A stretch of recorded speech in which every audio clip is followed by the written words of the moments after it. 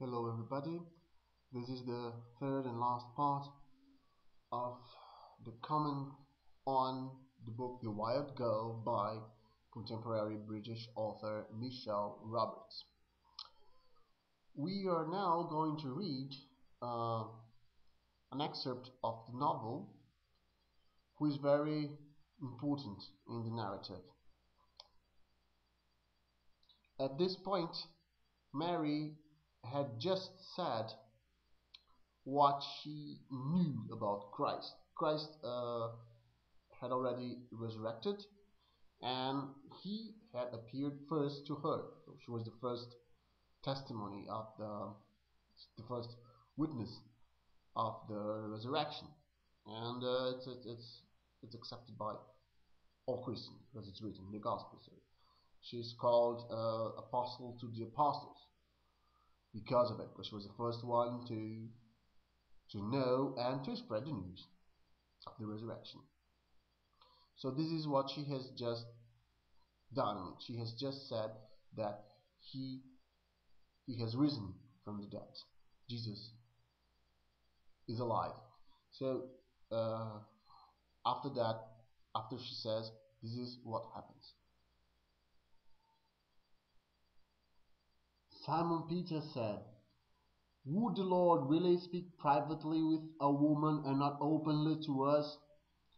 Are we to turn about and all listen to her? Did he prefer her to us?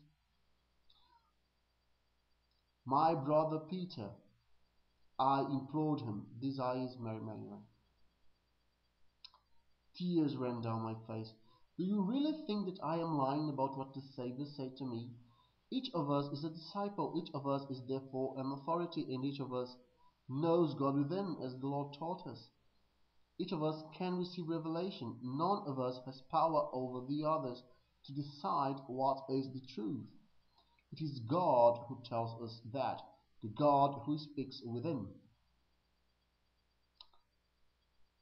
You are only a woman," Peter said, "and your grief has possessed you to make your words unreliable and wild. You need to rest, Mary. You need to lie down and sleep until your affliction has passed." In this eyes, Mary, I look around at the others. Would none of them defend me further? Had they all resented me so much in the secret halls that now they were glad to hear me reviled? None of the male disciples would meet my eyes. Then the mother of the Lord got up and spoke more severely than I had ever heard her. "Simon Peter," she said, and this is Mary of Nazareth, the mother of Jesus. "Simon Peter, you have always been hot-tempered, and now I see you contending against this woman as though you were one of the adversaries of my Son. If the Savior thought that she was worthy of his love and his attention, if it was to Mary that he decided to appear in the first place, then who are you to reject her? Surely the Savior knows and loves her very well, and that is why he chose her as his messenger. We should be ashamed to treat her like this. What we should do now is to put on the cloak of the disciple, of the perfect woman and the perfect man, and go out, as he commanded us, to preach the gospel.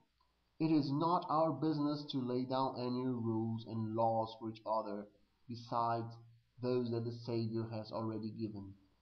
And the first of these was brotherly and sisterly love between ourselves."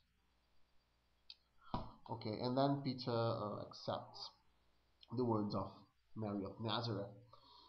This dialogue is taken almost directly, almost word by word, from the Gnostic Gospel of Mary. And what is interesting is that the character who speaks, who defends Mary, is Levi, is a man in the first text, in the Gnostic text. But here, with Michele Roberts, it's Mary of Nazareth. So her authority is accepted. Peter accepts the authority of Mary. So it is the authority of a woman that he accepts. And what is interesting is that um, if you think of the tradition, Mary is accepted. I mean, Mary of Nazareth is accepted only because of her son. So she's always um, down. I mean, she's always related to him, but she is always smaller, so to say, than him. There is a very traditional comparison so that he is the sun and she is the moon. So she doesn't have um, her own light source. She reflects his light and so on. This is the traditional theology of the Catholic Church. But the Gnostics used to think of it differently. For them, there was no difference between Jesus and anyone. Everybody could be a Christ because you just had um, to to develop the divine essence you had. It's very similar to the concept of Buddhism that you can reach enlightenment. Okay, you are not different from the Buddha. You can reach enlightenment. You're just like Christ. This is something like the idea you can find in Gnosticism. Uh, so there is no hierarchy between Mary and Jesus. She can be as divine as her son. And of course, it increases her dignity.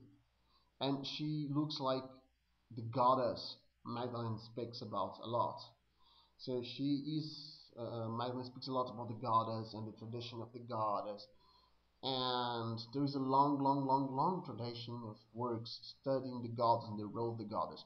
You can, for example, look for the work of Erich Neumann, um, the Great Mother.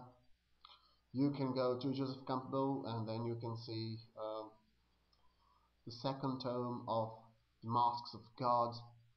Western mythology, you're going to see the tradition of the goddess being very well explored. So this is the tradition Magdalene tries to bring back. The tradition of the mother in her dual aspect. The good mother and bad mother, like she who gives life and she who takes life, uh, which is very important in the tradition of the goddess.